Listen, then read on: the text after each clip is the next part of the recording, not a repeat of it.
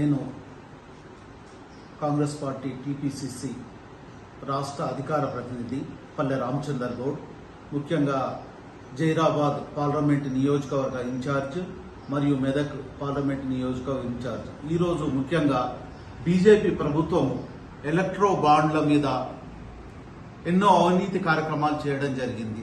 వాళ్ళు ఈడీని, సిబిఐని, ఐటీని అడ్డం పెట్టుకొని విపరీతంగా ఇప్పటి వరకు వాళ్ళు తెలిపిన వివరాల ప్రకారం 8,200 కోట్ల రూపాయల వరకు ప్రభుత్వానికి బీజేపీ పార్టీకి డొనేషన్ తీసుకోవడం జరిగింది. అది కొన్నిటి మీద ఆరోపణలు ఉన్నాయి. దాంట్లో మెగా అనుకోండి, కొన్ని సమస్యల మీద అదొక ఎత్తు.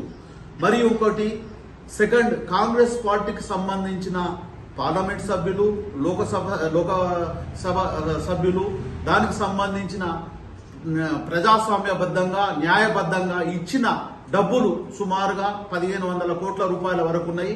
దానికి సంబంధించిన కాంగ్రెస్ పార్టీకి సంబంధించిన అకౌంట్స్ను 11 అకౌంట్స్ను యూత్ కాంగ్రెస్, ఎన్ఎస్యుఓ మరియు లోకసభకు సంబంధించిన కొన్ని 11 అకౌంట్లను ఫ్రీజ్ చేయడం జరిగింది. ఫ్రీజ్ చేయడం అంటే ఆపివేయడం జరిగింది. ఇప్పుడు మా దగ్గర కాంగ్రెస్ పార్టీకి సంబంధించిన వ్యక్తుల దగ్గర పార్టీ నాయకులను ప్రచారానికి మామూలు ఖర్చులో కూడా లేని పరిస్థితి ఉంది. ట్రైన్ సౌకర్యంగాను, ట్రైన్ నుంచి ఒక దగ్గర నుంచి ఒక దగ్గరికి పోవడానికి, తర్వాత ఫ్లైట్ లో కూడా పోవడానికి ఇబ్బందికరంగా ఉంది. ఈ ప్రజాస్వామ్యబద్ధంగా మనం వసూలు చేసిన ప్రజాస్వామ్యంలో ఉన్నామా లేకుంటే అప్రజాస్వామ్యంలో ఉన్నామని మోడీ గారిని హెచ్చరిస్తున్నాం. బీజేపీ పార్టీ దీన్ని అడ్డం పెట్టుకొని విపరీతంగా అన్యాయంగా ఎన్నో కంపెనీల దగ్గర తీసుకోవడం జరిగింది. దానికి ఉదాహరణలు కూడా ఉన్నాయి. అది కాపాడుకుంటూ 2017 కంటే ముందు అంటే 30 సంవత్సరాల ముందు ఉన్న అకౌంట్స్ ఇవ్వలేదని కాంగ్రెస్ పార్టీని సీజ్ చేయడం జరిగింది. నిజానికి ఈ కాంగ్రెస్ పార్టీకి సంబంధించి ఎలాంటి అవకతవకలు జరగలేదు.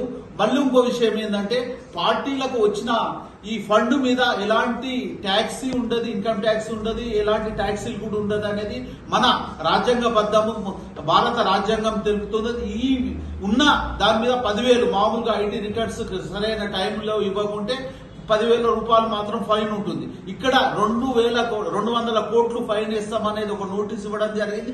అది కూడా 30 రోజుల ముందే ఇచ్చింది. అది ప్రజాస్వామ్యానికి విరుద్ధంగా ఉంటుంది అనేది ఒకటి హెచ్చరిక చేస్తూ ప్రజాస్వామ్య బద్దులందరూ ఆలోచన చేసి బీజేపీకి బుద్ధి చెప్పాలని ఈ సందర్భంగా తెలియజేయడం జరుగుతుంది. ఇక్కడ జైరాబాద్ నియోజకవర్గంలో బంపర్ మెజార్టీ, అత్యధిక మెజార్టీతోని మేము ఎంపీగా గెలుస్తున్నాము.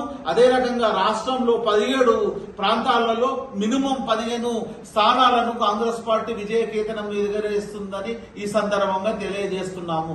జై కాంగ్రెస్, జై జై కాంగ్రెస్.